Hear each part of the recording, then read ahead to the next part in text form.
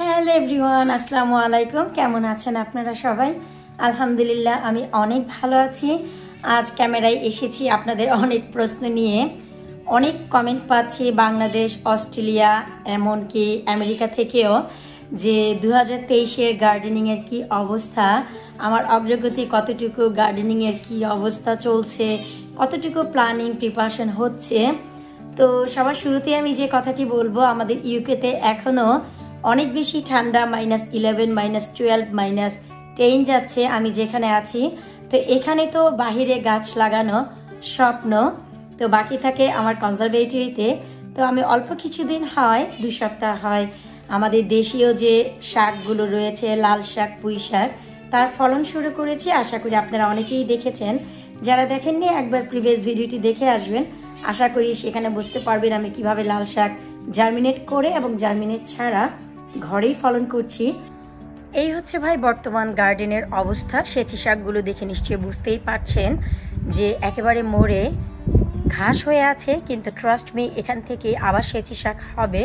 আর এই যে সাইডে আমার কচু গাছ ছিল, যা হচ্ছে লতিরাজ কচু ছিল, তা কিন্তু লতি সহই মরে গেছে। লতিগুলো তুলে খাওয়ার মতো সময় হয়নি। আর এই যে প্রত্যেকটি বে আমি ক্লিন করে রেখেছি, আশা করি আপনাদের মনে আছে, কিন্তু হালকা হালকা করে ঘাস উঠতে যাচ্ছে।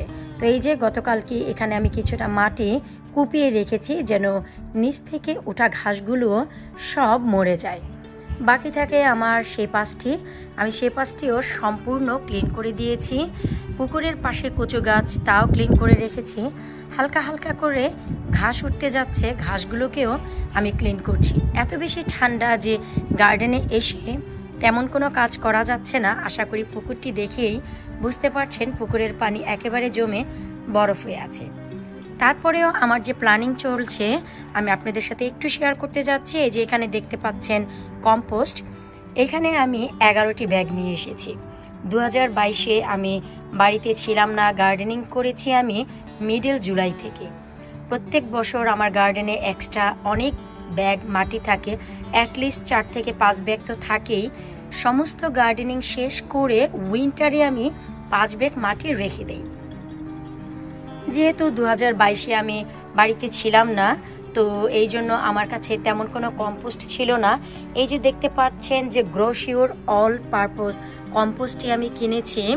এখানে 4 মান্থ ফিড অলরেডি থাকে। আমি একটু কাছ থেকে দেখাচ্ছি, এই যে 4 মান্থ ফিড। এই কম্পোস্টটিতে অনেক ভালো গাছের রুটিং হয়। শুরু থেকেই যদি গার্ডেনিং করেন, এখানে অনেক ভালো আপনারা বীজের রুটিং থেকে শুরু করে গাছের কোয়ালিটি পাবেন। তো আমি এই কম্পোস্টটি এবছর ব্যবহার করতে যাচ্ছি। প্রত্যেকটি ব্যাগে আমি আপনাদের সাথে একটু শেয়ার করতে যাচ্ছি যে প্রতিটি ব্যাগে 50 লিটার করে কম্পোস্ট রয়েছে। তো এখানে আমি 10টি অলরেডি অর্ডার করে ব্যাগ নিয়ে এসেছি। এখানে 500 লিটার কম্পোস্ট আছে, অলমোস্ট হাফ টন। তো আমি আরও 10টি ব্যাগ কিনবো, আরও হাফ টন। তো 1 টন কম্পোস্ট আমার জন্য যথেষ্ট। 1 টন পুরোপুরি লাগে না, কিন্তু এবছর 2023-তে 2023-এ আমি নতুন কিছু গার্ডেনিং করব এবং নতুন কিছু প্লান্টার কিনেছি, যা 2022-এ আপনাদের সাথে আমি শেয়ার করেছিলাম। এরপর হচ্ছে পালং শাকের কথা। যারা আমার পালং শাকের ভিডিও দেখেছিলেন, যে আমি একেবারে গোড়া থেকে তুলে ফেলেছিলাম, অনেক ছোট ছোট পোকা হয়েছিল। আমি আপনাদের বলেছিলাম যে যদি সব কেটে ফেলি আবার এখান থেকে নতুন পাতা গজাবে। আশা করি আপনারা দেখতেই পাচ্ছেন অনেকগুলো কিন্তু পাতা গজিয়েছে। এখান থেকে আমি নিয়ে আমিনা বুড়ির খিচুড়িতে ব্যবহার করি। এখন -11 গেলেও পালং শাকের উপরে কোনো প্রকারের এফেক্ট পড়ছে না, আর পোকার পরিমাণ একেবারে কমে গেছে। আশা করি আপনারা দেখলেও বুঝতে পারবেন যে মাথায় ডগায় ডগায় কোনো প্রকারের পোকা কিন্তু দেখা যাচ্ছে না। ওই যে কালো একটু অংশ দেখা যাচ্ছে, তা হচ্ছে বৃষ্টিতে যে মাটি, সেই মাটিগুলো। আমি একটু আরও কাছ থেকে দেখাচ্ছি। এই যে দেখুন, সবগুলো শাক একেবারেই সতেজ হয়েছে। তো আর এপাশে আমি কিছুটা সেচি শাক দিয়েছিলাম, জানি না বাঁচবে কিনা। বাঁচলে তো ভালো, আর না হয়তো এখান থেকে যে কচু শাকগুলো আছে তাই উঠবে। আর এবেতে কিন্তু আমার ছিল সূর্যমুখী গাছ, তো এখানেও আমি অন্য কোনো গাছের প্ল্যানিং করতে যাচ্ছি। আর এই হচ্ছে আমানের আপেল গাছ, যা লাগিয়েছিল, পাতাগুলো ঝরে গেছে, গাছটি বেঁচে আছে। তো ইনশাল্লাহ সামারে আবারও উঠে যাবে। আর প্রত্যেকটি পট আমি এমটি করে রেখেছি, গত বছরই নিচ দিয়ে ফুটো আছে, তাই কোনো পানি জমছে না। যেসব পটে ফুটো নেই তা আমি একটু এভাবে শুয়ে রেখেছি, না হয়তো পানি দিয়ে একবারে ভরে যাবে।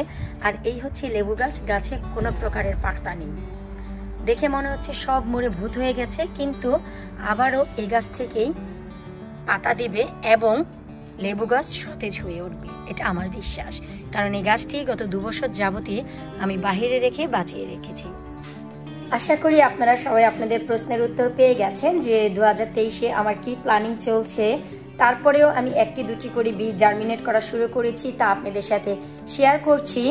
আশা রাখছি আরও অনেক বীজের জার্মিনেট, অনেক বীজের ফলন আপনারা জানতে পাবেন। আমি চেষ্টা করব এবছর যে প্রত্যেকটি কান্ট্রিতে আপনারা কোন কোন তাপমাত্রাটুকু বহাল থাকলে কোন কোন ধরনের বীজ, কোন কোন ধরনের গাছ আপনারা ফলন করতে পারেন, একেবারে যা বলা হয় ডিটেলসে আপনাদের সাথে এক্সপ্লেইন করব। এতে করে আপনারা বুঝতে পারবেন যে বাংলাদেশের ওয়েদারে আপনারা কি ধরনের গাছ লাগাতে পারেন এবং কোন কোন ধরনের পোকা আসলে কি কি ধরনের কীটনাশক ব্যবহার করতে পারেন।